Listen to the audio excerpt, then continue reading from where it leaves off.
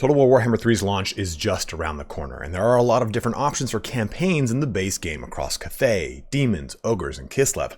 Altogether, you're looking at 12 legendary lords, and with that is quite the decision of which campaign you want to play. In this video series, I'll be giving you a spoiler-free campaign overview to help you decide if it's the right campaign for you.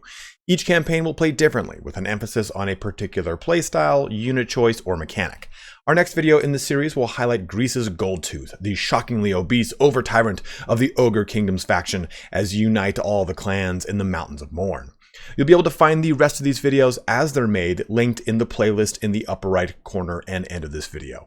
This is your first time on my channel. The way I do these videos is by giving you a no spoiler breakdown. I'll boot the game up to turn 1 of the campaign. I'll explain the mechanics of the character in question, show you their skills, quickly show off their research tree, and then give you an overall idea of what the campaign plays like. Keep in mind, this is not a guide, but a quick campaign overview to help you decide which campaign to play when Total War Warhammer 3 launches. Feel free to jump ahead to any part of the video that interests you the most using the chapters denoted in the timeline and the description. Before we get started though, if you have not yet pre-ordered Warhammer 3 and intend on buying the game, you can support the channel by using the link to my Nexus Store. Nexus provides Steam keys directly from the developer, and I get a cut of every sale, which helps keep the channel alive. And you'll also solidify any kind of pre-order bonuses, anything like that. Lastly, if you end up enjoying the content, please don't forget to like, comment, or subscribe. I can't tell you how much it helps out. Let's get started on the Greasus Goldtooth campaign summary in Total War Warhammer 3. Loading into the campaign, we have Greasus on turn 1, looking just resplendent. So let's take a look at Greasus's faction here. Look at this little button. We get Greasus Goldtooth at the Great Hall of Greasus here. And his faction has certain faction effects. So Trade Lord Greasus, Tribe Stealer Drake, Crush, Gate Crasher, Horde Master Goldtooth, the Shockingly Obese. And this gives him diplomatic relations plus 20 with Ogre Kingdoms, income from trade plus 25%, and unit mass plus 25%. Things that we would actually expect from this character, as you will be doing a lot of relationship boosting with the Ogre Kingdoms around you, and actually doing quite a bit of trade. So suitable climates here are frozen, wasteland, mountain, temperate, and then jungle. Unpleasant is going to be chaotic wasteland, temperate island, and also savanna. For uninhabitable, we have magical forests, ocean, because ogres cannot swim, but they are great flotation devices, and then lastly, the desert. So those are your faction breakdowns here for Goldtooth. And this is a pretty interesting campaign. So we're going to go over those unique faction mechanics right now, starting with probably the most basic of mechanics in meat. You'll see it right above Greasus's name right here. And you see it in the lower left. Oh my god, that is a disgusting little picture of him. And just to kind of show those two locations off, because at first it was quite hard to figure out where meat was. I think it recently actually just appeared above the name of the character. But so the way that this works is, it is basically your special income for the Ogre Kingdoms faction. And it is gained through battles, buildings, camp circles, which we'll go into a bit when we talk about the camp mechanic, characters, events, and technology. And then it is consumed by army upkeep, events, offerings to the Great Maw, and then pre-battle feasts. Two other mechanics that I promise we will go over soon. So you can see here, when I've selected Greasus, we see his respective upkeep when it comes to money, but also the actual meat consumption that this army will consume. And as your meat has a surplus, you can use it for specific actions, as we've just talked about a little bit in that dialogue box. But if you drop to 0 meat, you will start to suffer attrition, as your army will cannibalize itself. Nobblers first. So that is the kind of income source, the special income you'll be using for the ogres for a lot of these things. The first one being this button right here, offers to the Great Maw. So you click this, and these are the same across all characters, all lords, everything for the Ogre Kingdoms, and there's no technologies that change them. I haven't seen them change over time. They might possibly do so, and I just haven't reached it in my campaign. But here are your 4 abilities here. So you get Bloody and Raw, which will give you a melee attack of plus 10, and it'll cost you 10 meat and last for 10 turns, which will again be the same for all of them.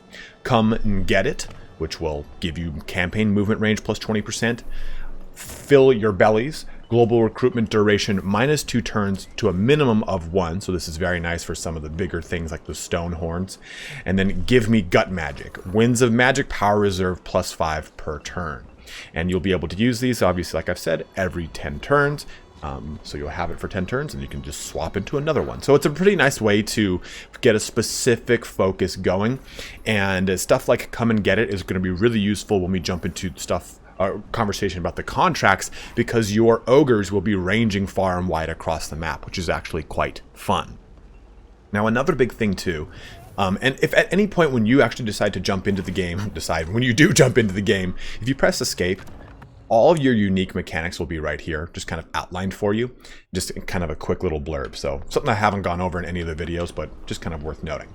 Let's go over here and look at the Great Hall of Greasus, and you'll notice that this this provincial capital only has 4 building slots.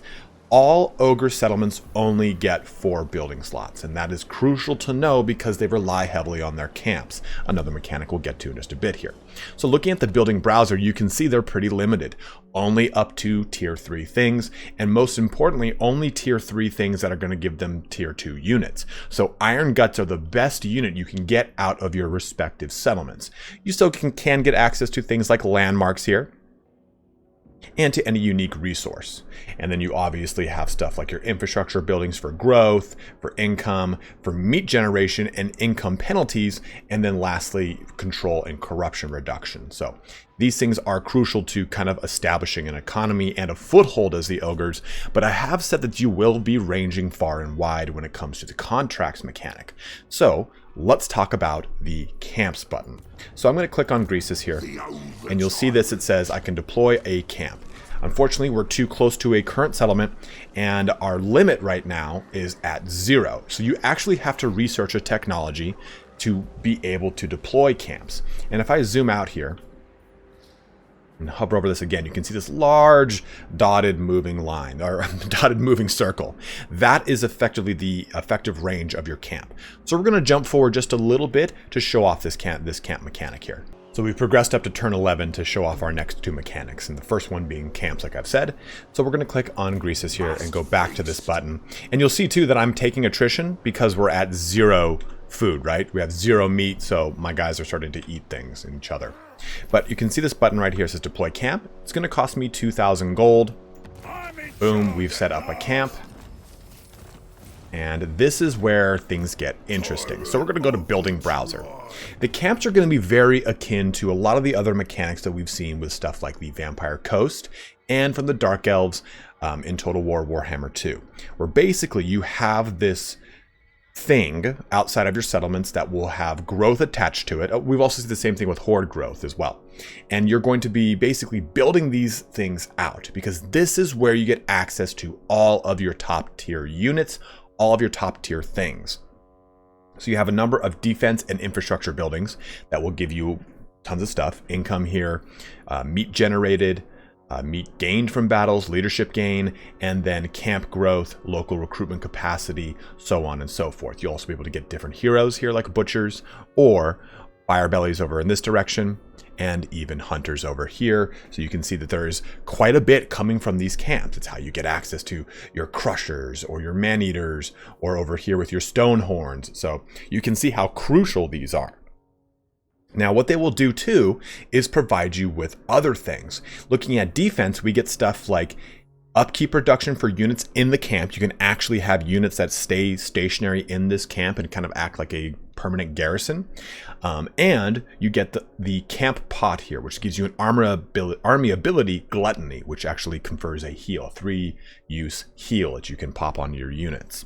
So these camps are important because, like I said, you're going to be going all over the place. And when I click this camp, I get that circle of influence that this camp will allow me to recruit units from, will allow me to actually raid if in enemy territory, because we are in another, we're in neutral or enemy territory. You'll see that it's just automatically raiding right now. So as you build more units or more things, it'll actually increase that raid. It's somewhere around here. One of these helps out with raiding either way. So the camp has a lot of different things going for it. And most importantly, you see this range. Well, any faction who steps into this range can actually recruit ogre mercenaries from your camp. So that will give you the ability to offer up mercenaries in, say, a co-op campaign or anything of the sort. Or if you're playing your own campaign as not ogres, you can go find mercenaries by coming next to these ogre camps. Now, finally, onto the subject of ranging far and wide, because if I have all my settlements right here, what happens if I have to go to this part of the Darklands because of a contract? And that's where those camps kind of play hand in hand with this. So contracts can be issued to you every 10 turns. You don't get one on turn 1. Your first one happens on turn 11. You'll get a set of 3 contracts just like this, in which case you'll have a number of objectives. So for this case, we get raise or sack 2 situations, 2 settlements, and this one's capture and occupy. But sometimes it'll say kill an enemy character. It has a bunch of different criteria. And then the reward will be some sort of treasury boon and then diplomatic relations with the issuing faction. So again, for example, the Western provinces want me to raise or sack this location, which is right here. They're going to give me this much money, and they're going to give me this much, and I will also gain 40 diplomatic relation in doing so with the Western provinces. So some things to note with contracts. I said that they appear every 10 turns. Well, in that interim period, about 5 turns in, if you don't accept a contract, they all disappear. And you'll get a new set of contracts every 10 turns. And you will only be issued contracts by factions you are not at war with and you are in diplomatic range with. So all these people I can currently do diplomacy with. So if I've not discovered the faction, then I won't get a contract for them. Just like the Empire is not going to give me a faction here for Greasus Goldtooth until I go and find the Empire. So you will be, like I said, ranging all the way over here. So you might be wondering to yourself, how am I going to be able to replenish my forces? That's where camps come in. Like I said, you'd maybe place one right here and it would give you the ability to reinforce this whole area. Now, you're probably too wondering, what's the deal with camps? Can I move them? Stuff like that. You cannot. You can only abandon a camp in order to make a new camp. So if I click back over here on Greasus, it'll say cannot deploy camp, you're too close to another one. But if I move out of range, it'll say you've already deployed a camp, you cannot do so. So I would have to break this camp down in order to be able to set up another one here. And you can expand your number of camps through certain researches. Like I said, the only way to even unlock them is by doing the very first research, which increases your camp limit. So this is a great way to spread your influence across the map in a lot of fun different ways. So let's jump over to our last mechanic in the big names for Ogre Kingdoms. The big names mechanic applies to your legendary lords and to your tyrants. It will not apply to your other characters. So for example, if we click over here at Great Hall of Greasus, recruit lord, it'll only work for tyrants, not for slaughter masters, but it will work for Scrag the Slaughterer, who is a slaughter master. So like I said, legendary lords and tyrants only. So going back here to Greasus, going to big names, we get these big names. Now there are 4 big names per character. The legendary lords have set in stone big names that are not random, but every tyrant will have random big names. You can find in the description below, I have linked a Google Doc with 39 of the big names that I was able to find by just simply recruiting lords every turn, just to kind of go through some of them. But there's way more than that. There's way more than that. There's just so many to look through. So let's go through the ones that Greasus gets, because every single one of them is going to have a unlock requirement. So shockingly obese, use the process meat post-battle captive option to then gain melee defense +5 and then unit mass +30%. So you then press choose name. And once you've done this, it locks the name on your character for 10 turns. After that, you can then swap to another one if you so wish, or you can just keep the same one active, but you can't swap around all willy-nilly. Next is Gatecrasher, which is win a siege battle. This is going to give you leadership +8 when laying a siege or encircling, or an enemy leadership -8 when they lay siege or encircle you. Trade Lord is rank up in the rating stance, income from trade +4%, income from all buildings +10%, local province. Horde Master, unlock recruitment, win a battle against Ogre Kingdoms, passive ability, Horde Master here, which gives us leadership 8, effective range 55, and then only enabled if leadership is higher than broken. So a really cool mechanic. And just to kind of quickly show this off one more time, we'll click this guy who has the farter trait.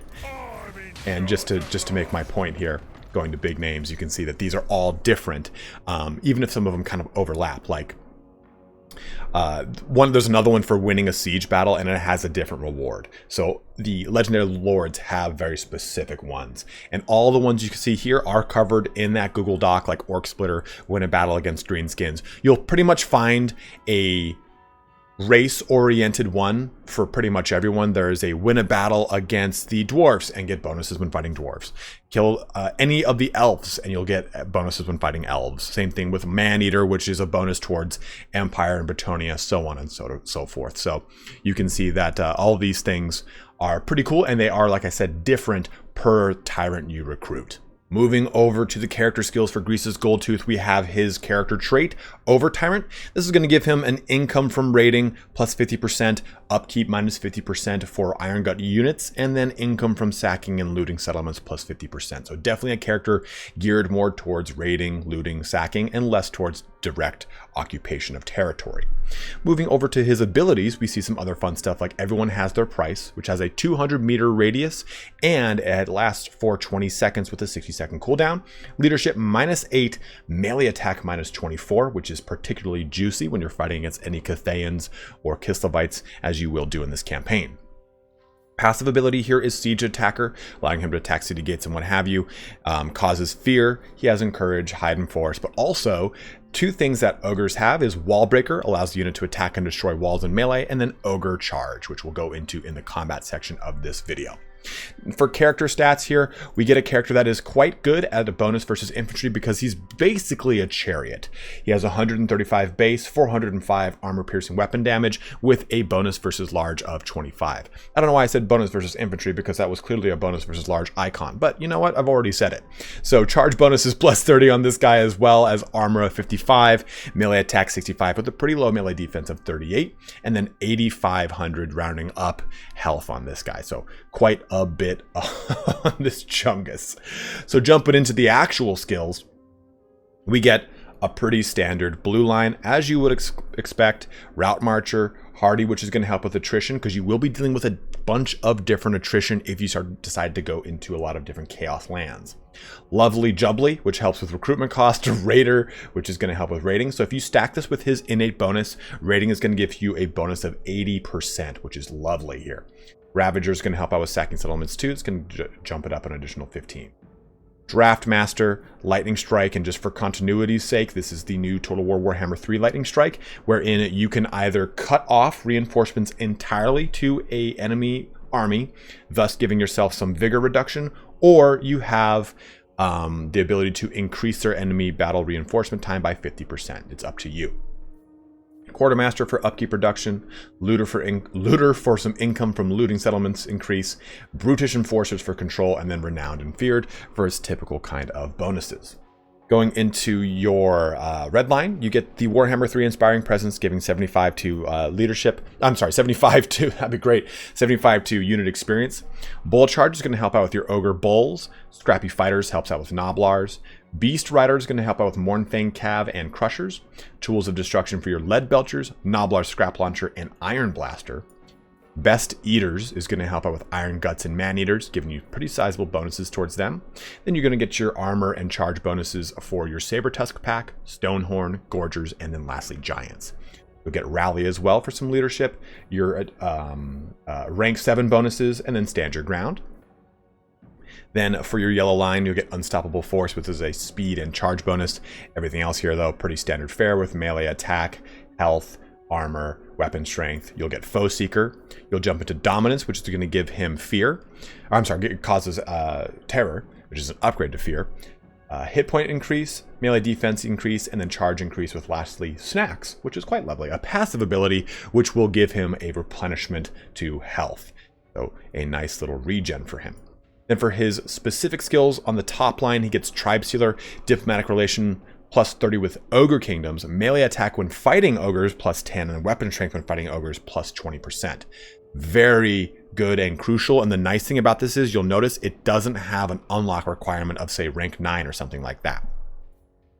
Drink Crush here gives us bonus versus large plus an additional 14, stacking this up pretty heavy here to a 39 bonus versus large. Goldtooth gives us 8 armor and 4 leadership for the entire army, and then Over Tyrant is going to help with casualty replenishment rate, recruitment rank, and then local recruitment capacity. Now for the very top, we get Bellower, Sword Noblars, which increases melee attack, Lookout Noblars with missile resistance, Lucky Noblars for physical resistance, Greased Noblars for speed, and Sneaky Noblars for Vanguard deployment. Then we get Blessed by the Great Maw for some spell resistance, Bigga and Stronga for weapon strength plus 8% for Ogre Bulls, Campin, which gives camp growth plus 5 for all camps, faction wide, all armies faction wide, which is cool. Beta Campin, meat provided by camps plus 50%, and then the best Campin, which is camp limit plus 1. So you see there's quite a bit of really strong bonuses here for Greasus Goldtooth. A lot of stuff, of course, hinging very much upon Bulls and Iron Guts, but there are plenty of other ways to get bonuses to any other unit in this faction through his red line. But let's jump now into some battle mechanics. No. Let's go into the quests items and then the battle mechanics. So we get the Scepter of Titans, which is not linked to a quest battle. You just get to see this item will be awarded at rank 7. So once you get rank 7, you'll then get the Scepter of Titans, which reduces upkeep, income from post-battle plus 10%, recruitment cost minus 10%, bonus versus infantry plus 4, and then the Scepter of Titans, which is going to increase your AP by 75% and an additional bonus versus large by 24. That is juicy when you combine that with this. So you're looking at a total of 38 increased on top of his native 25. So you can see that that is going to be pretty nice when it comes to fighting against any of the bigger things like demons or the Cathayans to the north if you fight against Xiaoming or Miao Ying. Your other quest item here, though, is the Over Tyrant's Crown. This does have a quest battle attached to it. Allegiance points gained plus 10% for alliance with Ogre Kingdoms. Control plus 3 with all provinces. Melee defense plus 3. Physical resistance 10%. And then the Over Tyrant's Crown, which gives you damage resistance 5% and immune to psych in an area of 35 meters around the Over Tyrant himself. So that concludes our skills and everything in quest items for Greasus. Let's jump a little bit here into some tech and then the battle stuff. The tech tree is pretty straightforward. The research tree is pretty straightforward for the ogres. It pretty much goes in one technology and then a bunch of other ones and then one technology, then a bunch more. And you pretty much just kind of repeat this all the way down. And each one of these little singular technologies, these kind of stop gaps, gives you an army ability. So you get the Butcher right there, another one here, and you do not get one there, just another camp limit. But it is worth noting that I think the ogres get the most army abilities, and we'll go into some more when we talk about battle mechanics because they get one natively for just jumping into a siege. But the technology tree is really crucial to getting those army abilities, like we've said. Also, to increasing your camp limit here, stuff like this is going to give you camp growth again, camp limit, population surplus, 1 for newly deployed camps. So right out the gate, they get an additional camp surplus, which is nice. Your very first one enables you to actually have camps. So these things are all pretty important. But also, you have these other technologies for contracts. You get 1, 2, and 3, and these are going to increase your treasury reward for contracts by 10%, totaling in 30% in total, of course. Now, there are a ton of other researches to go through, of course, but those are the ones that do make a lot of sense when it comes to the overall mechanics we've talked about so far. So let's go into the battle mechanics and whatnot for the ogres now. So moving into those combat mechanics, before we even jump into actual combat, we have the pre-battle feast. Now you've got your total amount of meat, and you can allocate more meat to gain speed, unit mass, and charge bonuses for your army. And you can do 1, which is going to give you 2%, and every time you press this button, it goes up by a further 2%, all the way up to 5. That's the max amount you can allocate for a pre-battle feast, which is going to give us a speed of 10%, unit mass of 10%, and charge bonus of 10%. Let's now jump into the combat itself to talk about some other mechanics. Now in the actual battle map, we get some stuff to go over here for the ogres, and look at Greasus looking disgusting as always. So looking at Greasus, we saw this before, but just to kind of go over it really quickly here, the ogres get ogre charge. So when attacking braced charged defenders, this unit only loses half of its charge bonus. Just to kind of quickly go over this mechanic, and I'll use a unit of Gnoblars to exemplify this. If I were to look at this unit of Gnoblars, if I take a look right here, anything that were to attack it from the front, as long as it is not moving, it would be considered braced. And if it's braced, it negates the charge bonus of whatever is charging it. But that kind of range of when that can actually take effect only kicks in from about this angle, like in a 45 degree angle here, and a 45 degree angle here. So pretty much everything in a direct cone in front of it. So if you were to charge from the flank, from the rear, or from that front flank in this kind of area right here, they would not get that braced defense. But the ogre charge is saying, we don't care about that. We're still always going to get 22 charge bonus no matter what. This unit increases a unit's melee attack and damage when charging. So basically, charge is very crucial for the ogres, and it harkens back to something they had in tabletop. Now the other mechanic they get here is called Wall Breaker. So basically it allows the unit to attack and destroy walls in melee.